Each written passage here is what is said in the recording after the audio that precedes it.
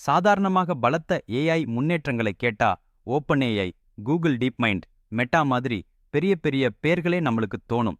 ஆனா இந்த சமயம் சீனாவில இருந்த ஒரு பேர் தெரியாத லேப் டீப்சிக் திடீர்னு எல்லாரோட கவனத்தையும் ஈர்த்திருச்சு. ஏன்னா இவங்க போட்டிருக்கும் ஓப்பன் சோர்ஸ் ஏஐ மாடல் சந்தையில உள்ள எத்தனை பெரிய பெயர்களையும் சில தேர்வுகள்ல தூக்கிச் செல்ற மாதிரி ஃபார்மன்ஸ் காட்டுது. அதோட மட்டுமல்ல, இது வெறும் 2 மாசத்துல இவ்வளவு கம்மியான செலவில், அதாவது அண்டர் $6 மில்லியன் செஞ்சு முடிச்சிருக்காங்களாம். அதே நேரத்துல அமெரிக்காவில என்ன நடக்குது? ஓப்பன்ஏஐ ஒரு வருடத்தில் தாராளமா 5 பில்லியன் செலவு பண்றதாக சொல்லப்படுகிறது. கூகுள் ஆனா 2024ல மட்டும் ஏஐ ஹார்ட்வேர் பாரமையா 50 பில்லியன் செலவழிக்கலாம் என எதிர்பார்க்கிறது. மைக்ரோசாஃப்ட் ஓப்பன்ஏஐக்கு 13 பில்லியன் போட்டிருக்கிறது. அந்த அளவுக்கு சீனா உங்க டீப்சிக் வடிவில இந்த மாதிரி முந்திக்கிட்டு வந்திருப்பது பயங்கர வாய்ப்பை தெரிய வைக்கும். அட, குறைந்த செலவில் இவ்வளவுக்கும் சாத்தியம் என்றால் சரியான திட்டமா இருக்கே. டீப்சீக் மாடல் எப்படி இவ்வளவு வெற்றிக்கு காரணம்? டீப்சீக் பேசணும்னா இது வெறும் முன் எச்சரிக்கை இல்லாமத்தான் வந்துருச்சு. ஆனா வந்ததுமே ஓட்டம் பிடித்து பல திரைப்பரீட்சைகளில் பெரிய பெயர்களை மிஞ்சிட்டது.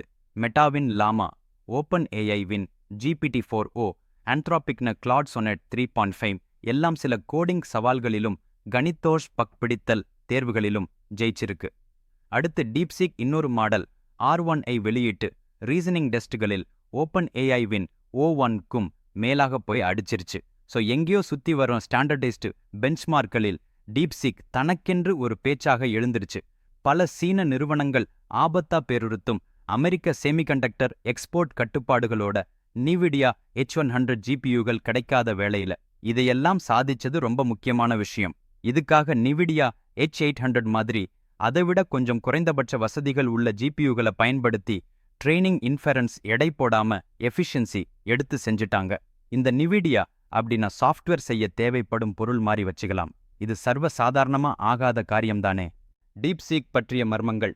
டீப்சீக்கு பின்னணி என்றால் ஒரு சீன் hedge fund High Flyer quant ஏறத்தாழ $8 பில்லியன் வசதியுள்ள இதை ஆதரித்திருக்கு. ஃபவுண்டர் பேர் லியாங் வென்பெங். இதைத் தவிர இந்த லேப் எப்படி அமைஞ்சிருக்கு, யார் யார் இருக்காங்க, எப்படி இந்த மாதிரி குறைந்த செலவில் பெரிய லெவல் சாதனை செய்தாங்கன்று தெரியாது. இவர்களுக்கு டெவலப்பர் சைட்டில் போட்டிருக்கும் சில வார்த்தைகளே உயர்ந்தது மாதிரி mission statement: unravel the mystery of AGI with curiosity, answer the essential question with long termism. இதை பார்க்கும்போது ஓப்பன் ஏஐ, ஆந்த்ரோபிக் மாதிரி பெரிய கம்பெனிகளின் AI safety, alignment, moral values மாதிரி குறிக்கோள்களோட ஒப்பிட முடியாது. பல பேர்கள் இதை அழைத்து பேசி கவனித்து வைக்க முயற்சி செய்தாலும் என்னவோ வரவே இல்லை. அதனால டீப்சீக்கை பற்றி இன்னும் கொஞ்சம் மர்மமா இருக்குது. சீனாவிலிருந்தே வளரும் மற்ற ஓப்பனிங் டீப்சீக் மட்டுமல்ல, சீனாவில் பிற ஏஐ நிறுவனங்களும் குறைந்த செலவில் வல்லமையுள்ள மாடல்களை உருவாக்கி வராங்க. உதாரணமா, முன்னாள் கூகுள் சைனா தலைவராக இருந்த காய்-ஃபு லீ தொடங்கி வைத்த 01.ai என்னும் ஸ்டார்ட் அப் லஞ்சம் போடாமல் ஒரு வயசுக்கு கீழே இருந்தும் ஏறத்தாழ $14 மில்லியன் வரை 2024இல் ரெவென்யூ கூடிடுச்சு. அதுவும் வெறும் $3 மில்லியன் செலவில் ஒரு மாடல் உருவாக்கி வெளிவந்துள்ளதாம். GPT-4 உருவாக்கச் செலவு 8 to 100 மில்லியன் என்று விவாதிக்கப்படும் நேரத்துல இது ரொம்ப பெரிய வித்தியாசமா தெரியுது. அதுபோல அலிபாபா கூட புதிய டிஜிட்டல் சேவைகளை ஆஃபர் பண்றதை அந்த ஜாம்பவான்கள் செய்வதற்காக ஏறத்தாழ 85% செலவை குறைத்திருக்கிறாங்க. உள்ளபடி சொல்லலாம், சீனா அதற்கு முன்னாடி ஏன் ஐயா நாம அமெரிக்காவை விட 2 அல்லது 3 ஆண்டுகள் உள்ளபடியான போது என்ற எண்ணம் இருந்துச்சு. ஆனால் எரிக் ஷ்மிட், முன்னாள் கூகுள் சிஇஓ கூட இப்பயாவது சீனா வேகமா முன்னேறிக்கிட்டு இருப்பதை ஒப்புக்கொள்றார். இதனால் அடுத்த கேள்வி, அமெரிக்க அணி உண்மையிலேயும் இப்போட தூரத்தில் இருக்காங்களா என்பதுதான். ஓப்பன் சோர்ஸ் பக்கம் டீப்சீக் கொடுத்த அதிர்ச்சிகள். டீப்சீக்கின் மிகப்பெரிய விஷயம், இவர்கள் மாடலை பிரசன்ட்டாக ஓப்பன் சோர்ஸ் வெளியிட்டது. இங்க டெவலப்பர்ஸ் என்ன செய்யலாம்? மாடலின் எடைகளை, மாடல் வெயிட்ஸ் நேரடியாக பெற்று அவற்றை விருப்பத்திற்கேற்றபடி ஃபைன் டியூன் பண்ணிக்கலாம். சுலபமா தங்களது சாஃப்ட்வேர்ல இணைத்து எவ்வளவோ குறைந்த செலவில் பயன்படுத்திக்கலாம். இது என்னவென்றால், முன்னாடி ஓப்பன்ஏஐ, கூகுள் மாதிரி பெரிய நிறுவனங்கள் ஏபிஐ வாடகை வசூலிக்கும் சூழ்நிலையில டீப்சீக் மாதிரி ஓப்பன் சோர்ஸ் மாடல் எல்லோருக்கும் சலுகையாக இருக்கிறது.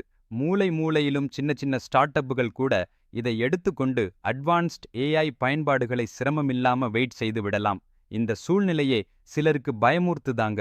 சீனா கட்டுப்பாடு விதிப்பதாக இருந்தாலும் அங்கேயே தயாரான ஓப்பன் சோர்ஸ் மாடல் எல்லாரும் கொஞ்சம் ஆர்வத்தோடு எடுத்துக்கொண்டால் அதுவே உலகளவில் அடித்தளமாய் பதிவாகிப் போவதல்லவா? அப்ப அடுத்த கட்டத்தில அதை யாராலும் இனி ஆஃப்லைன் பண்ணி வைக்க முடியாத நிலை வரலாம். ஓப்பன்ஏஐக்கு என்ன ஆகப் போகுது? ஓப்பன்ஏஐயின் ChatGPT தான் ஆரம்பத்துல பெரிய அளவுல பிடாய்னு வெற்றி பெற்றது. டெய்ன்டா தீர்ப்படிட்டு நவம்பர்ல வெளியிடப்பட்ட உடனே உலகை அசர வச்சது. ஆனா சமீப காலமாக மற்ற அனைவரும் வேகமா கேச்சிங் அப் பண்ணி கொண்டிருக்கிறாங்க. கூகுள் ஜெமினை, ஆந்த்ரோபிக்கின் கிளாட், அதுவும் நவீன பதிப்பாக சானட், மெட்டாவின் லமா ஓப்பன் சோர்ஸ் ஆகவே வெளியிடப்பட்டு நாளாயிற்று. ஓப்பன்ஏஐ இப்போ O1 என்னும் ரீசனிங் மாடலில் அதிக முக்கியத்துவம் தருகிறது. பண்பாடு என்னன்னா, முன் ஜெனரேட் பண்ணும் டெக்ஸ்ட் மாதிரி இல்லாம ஆழ்ந்த ரீசனிங் செய்யும்படி ஆற்றல் உள்ள மாதிரி முயற்சி. ஆனா அதே நேரத்துல டீப்சீக்கு கூட அப்படிப்பட்ட R1N ரீசனிங் பக்கத்திலும் கலக்கப்பட்டிருக்கிறது ஒரு உண்மை.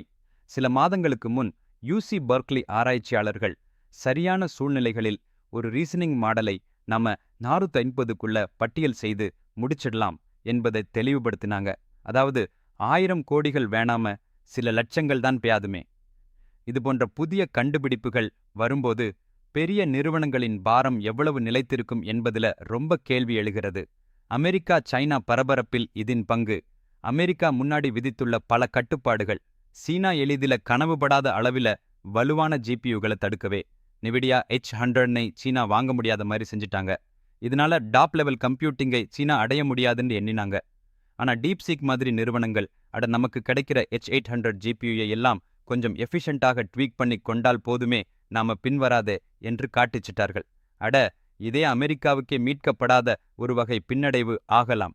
ஏனென்றால் சீனா இப்போ அதிக எஃபிஷியன்சி வழிகளை கண்டுபிடித்து போக்கை தலைகீழாக மாற்றுகிற மாதிரி ஆச்சு. சீனாவிலிருந்து வரும் மாடல்களோடு எச்சரிக்கை உண்டா? சீனா நமக்கு நல்ல மாடலை கொடுக்க கூடுமானாலும் அரசாங்க விதிபடி கோர் சோஷலிஸ்ட் வேல்யூஸ், சமூக நீதி முக்கியத்துவம், அரசியல் கருத்து வராது போகிறது மாதிரி சில பதிவுகள் எல்லாம் அவசியமாயிருக்கும். ஆலிபாபா, டென்சென்ட் மாதிரி சீன நிறுவனங்கள் ஏற்கனவே தங்கள் லார்ஜ் லாங்குவேஜ் மாடல்களில் பளிச்சென்று சில செய்திகளை ஃபில்டர் செய்து விடுவதாக தெரியும். அதாவது டியானன்மென் ஸ்கொயர் மாதிரி தேடல்களுக்கு மறுப்பு வரலாம். ஆனா ஓப்பன் சோர்ஸ் என்றால் மர்மமா பலரும் அதை சிக்கல் இல்லாம எடிட் பண்ணிக்கலாம். உண்மையில அந்த ட்ரைனிங் டேட்டாவில் ஏற்கனவே சாய்வு இருந்தால் அதை நீக்குவது எப்படி அப்படின்னும் கேள்வி. என்னும் போது இங்க என்ன சொல்லணும் என்றால், வடிவுனர்கள் யாரும் சரியான பொறுப்போட இதை ஃபைன் டியூன் பண்ண வேண்டியிருக்கலாம். இல்லையானால் சின்னபடி சாய்வு கூட பெரிய விளைவுகளை கொடுக்கலாம். இதை எண்ணி US அதிகாரிகளும் இந்த மாதிரி ஓப்பன் சோர்ஸ் சீனா மாடல் உலகெங்கும் பரவிப்போனால் நமது சரியான வரலாறு, சுதந்திர உரையாடல் எல்லாம் நழுவிப் போகுமோ என்ற பயம் உண்டு. முடிவு மற்றும் எதிர்கால பார்வை. AI உலகளவில் மிகப்பெரும் மாற்றங்கள் நடக்கிறது. இதுவரை பெரிய பைசா போட்டால் மட்டுமே இந்த ரேஸ் பொறுப்பாக முடியும் என்ற எண்ணம் இருக்கிறது. ஆனா டீப்சீக் மாதிரி ஒரு நிறுவனமே, இல்லடா நம்ம 2 மாதத்துல $6 மில்லியன் செலவுல இவ்வளவு டாப் லெவல் தேவையை வாங்கிடலாம் என நிரூபிச்சுக்கிட்டது. இதனால் எடுக்கும் முக்கியமான புதிய பார்வைகள். 1. நுழைவு தடைகள் குறைந்து விடுதல். ஓப்பன் சோர்ஸ் எல்லோருக்கும் ஒரு வழியாக மாறி கிடக்கிறது. ஸ்டார்ட் அப்பும் சரி, சின்ன கும்பலும் சரி, இப்படி பெரிய AIயை எளிதில் பயன்படுத்தலாம். 2. உலகளாவிய பேயாட்டி மேலும் கடினமாகச் செல்லும் AI போட்டி. ஒரு பக்கம் அமெரிக்கா என்றா இல்லை, சீனாவும் சுடச்சுட முன்னேறிக்கிட்டிருக்கு. பல நாடுகளும் அதை பின்தொடர்கிறது. 3. ஹார்ட்வேர் பற்றிய பழைய புரிதல்களில் மாற்றம். சற்று குறைந்த GPUகளை அதே லெவல் சாதனை செய்யலாம் என்று டீப்சீக் நிரூபித்திருக்கிறது. 4. பணவருமான மற்றும் வணிக மாதிரிகள் மாறும். OpenAI போன்ற நிறுவனங்கள் அதிக கோடிகள் மதிப்பில இருக்கும்போது இப்போ வெளிப்படைத்திறன் ஓப்பன் சோர்ஸ் வழியாக கூட நெருக்கடி அதிகரித்துவிட்டது. 5. பாதுகாப்பு மற்றும் ஒழுங்குபடுத்தல். சீனா உருவாக்கும் மிகப்பெரிய மாடல்கள் உலகளவில் சாதாரணமாக பரவினால் அதில் அரசியல், உரிமைகள், வரலாறு குறித்து சாய்வு உண்டா என்று கவலை இருக்கும். அப்ப இந்த டீப்சீக் அவ்வளவுதான், யாரும் வர இந்த சொல்லுது, ஓ இந்த வழக்கை எடுக்கிறார்கள், அப்ப பலத்த மாறுதலுக்கே வழிவகுக்கும் என்கிறார்கள். பெரிய AI நிறுவனங்கள் கூட சினிமா பார்த்த மாதிரி அலையாமல் தங்களை வளர்த்து கொள்ள வேண்டிய தருணம் வந்தாச்சு. OpenAI உடன் இருந்த கூடுதல் முன்னேற்றம் என்னவென்றால் ரீசனிங் பக்கம் அசத்தல். ஆனா சீனாவிலும் அதற்கான அப்டேட் வந்துவிட்டது. ரேசியாவே இது. அமெரிக்கா அரசியல்மை சீனா நல்ல GPU வாங்க வேண்டாம் என்று கூறி வந்தாலும் அது இருக்கிற சமயத்தில் சீனா மிக நல்ல எஃபிஷியன்ட் பயணத்துக்கான ஒர்க் அரவுண்ட் கண்டுபிடித்து விடுகிறது. அதற்கெல்லாம் அமெரிக்காவே அப்படின்னா நாம என்ன பண்ணணும் என்று குழப்பமாக இருக்கலாம். வசதியாக இந்த கட்டுப்பாடுகள் சீனாவில் இன்னும் அதிக முயற்சி ஏற்படுத்தி வேறொரு கண்டுபிடிப்பை உருவாக்க காரணமாகிவிட்டது.